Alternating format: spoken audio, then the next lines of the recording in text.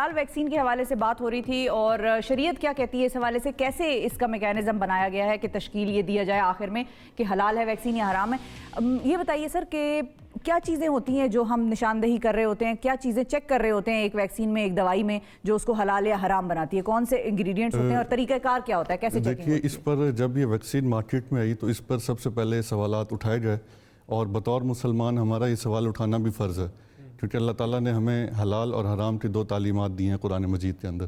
تو بہت ساری مسلم دنیا کی طرف سے ری ایکشن آیا اور وہ بے جا بھی تھا، اور اس میں یہ ہے کہ خاص طور پہ جو بڑی کمپنیز ہیں جب بھی وہ ویکسین بناتی ہیں، جیسے میں نے عرض کیا، تو ویکسین کو کچھ پریزرو کرنے کے لیے کچھ اس میں اجزاء استعمال ہوتے ہیں۔ مثال کے طور پر لپڈ استعمال ہوتا ہے، شوگر کے کچھ اجزاء استعمال ہوتے ہیں، اور جیلیٹن یوز کرتے ہیں۔ تو یہ ساری چیزیں جو ہیں یہ ڈسکلوز کی جاتی ہیں، یہ ایسا نہیں ہے کہ خفیہ طور پر وہ بنائی جاتی ہیں۔ بدقسمتی سے میرا خیال یہ ہے کہ آج جب ہم یہ پروگرام کر رہے ہیں کہ وہ ویکسین حلال ہے یا حرام ہے، ہمیں لینی چاہیے نہیں لینی چاہیے، ہمیں تو آج یہ پروگرام کرنا چاہیے تھا کہ ہم دنیا کو یہ ویکسین دینا چاہ رہے ہیں بطور مسلم ملک۔ بالکل۔ تو جب ہم اس مشکل گھڑی کے اندر ہیں کہ ہم نے اپنے اس منصب کو چھوڑا اور آپس کی اختلافات کے اندر آئے، اور جو تعمیری ترقی اسلام نے ہمیں دی ہم نے اس کو چھوڑا، تو آج ہم مجبور ہیں کہ ہم ایسے لوگوں کی طرف دیکھیں کے آسرے پہ بیٹھے ہوئے ہیں اور قیاس آرائی کر رہے ہیں۔ اچھا، اب سلسلہ یہ ہے نا کہ اب ہمارے یہاں پر لوگ یہ باتیں پھیلا دیتے ہیں تو ان کو کلیئر کرنا بھی ضروری ہے اور بتانا ضروری ہے کہ اس میں کوئی ایسی حرام چیز نہیں ہے اور یہ حرام نہیں ہے، اس کو لگوائیں۔ بڑی ملٹی نیشنل کمپنی ہے فائزر، جو کہ تقریباً 100 سالوں سے کام کر رہی ہے، ان کے اسپوکس مین نے بھی یہ کلیئرلی میسج دیا تھا، خاص طور پہ جب انڈونیشیا کے اندر یہ سوالات اٹھائے گئے تو ان کا جی ہم اس میں کسی قسم کے جو مسلمانوں کی گائیڈ لائنز ہمارے پاس ہیں، ہم اس میں حرام اجزاء استعمال نہیں کرتے۔ ٹھیک ہے۔ دوسری طرف پھر جو مسلمان ممالک ہیں ان کی حکومتوں کی ایک ذمہ داری یہ ضرور بنتی ہے کہ جب بھی وہ ویکسین آئے تو یا تو اپنے ممالک میں اس کی حلال سرٹیفکیشنز کروا دیں، تاکہ مسلمان، اور ہر ملک کے اندر یہ باڈیز موجود ہیں، پاکستان کے اندر بھی یہ موجود ہیں، ہمارے ہاں بھی ہو گئی ہے یا ابھی ہونی ہے؟ ہمارے ہاں باڈیز موجود ہیں جو حلال سرٹیفکیشن کرتی ہیں، لیکن چونکہ وہ مینڈیٹری نہیں ہے اس لیے شاید ہمیں نظر نہیں آتا۔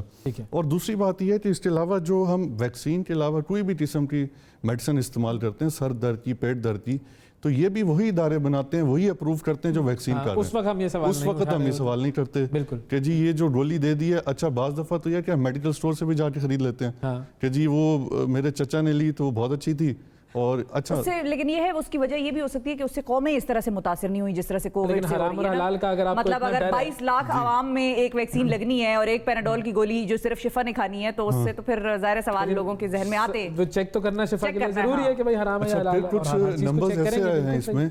کہ یہ کہا گیا کہ جی ویکسین سے دیکھیں فلاں آدمی مر گیا، فلاں نقصانات ہوئے، اور یہ ہم نے پولیو کے کیسز میں بھی دیکھا کہ، اور بعد میں جب اس کی تحقیق کی، مثال کے طور پر پشاور میں ایک واقعہ ہوا، تو جب ہم نے اس کی تحقیق کی معلوم ہوا کہ وہ تو افواہ تھی یا واقعہ اس طرح نہیں تھا کہ جس طرح بیان کیا گیا۔ تو اس لیے اس میں یعنی قرآن مجید کے اندر اس میں واضح حکم ہے، یا ایھا الذین آمنوا اذا جاءکم بنبأ فاسق فتبینوا، کہ اے ایمان والو جب تمہارے پاس کوئی خبر آئے تو پہلا حکم یہ ہے کہ تم کیا کرو، اس کی تحقیق کرو۔ یہ نہیں کہ آپ کے پاس کوئی معلومات آئی اور آپ نے اس کو ڈھنڈورا پیٹنا شروع کر دیا۔ اور دوسری اس میں ہدایت یہ دیجی فاسألوا اہل الذکر ان کنتم لا تعلمون، کہ جو بھی متعلقہ شعبے کے ماہرین ہیں ہم ان سے رائے لیں گے، ایکسپرٹ، اور یہ دنیا کے ہر شعبے میں چلتا ہے۔ آپ نے کوئی بھی چیز سیکھنی ہے، گاڑی کا کام کروانا ہے، اپنا موبائل کا کروانا ہے، تو آپ مجھ سے یا آپ سے نہیں پوچھیں گے، جو اس کے مارکیٹ ایکسپرٹس ہیں آپ ان کے پاس جائیں گے۔ فائنلی اب یہی ہے نا کہ یہ ویکسین لگوائیں، اس کے اندر کسی قسم کی کوئی دینی ممانعت نہیں ہے۔ جی ممانعت، اب اس میں جو احکامات، اور میں خاص طور پہ یہاں پر تجویز دوں گا کہ چونکہ ہم نے یہ نہیں بنائی اور ہمیں کچھ شبہات ہیں،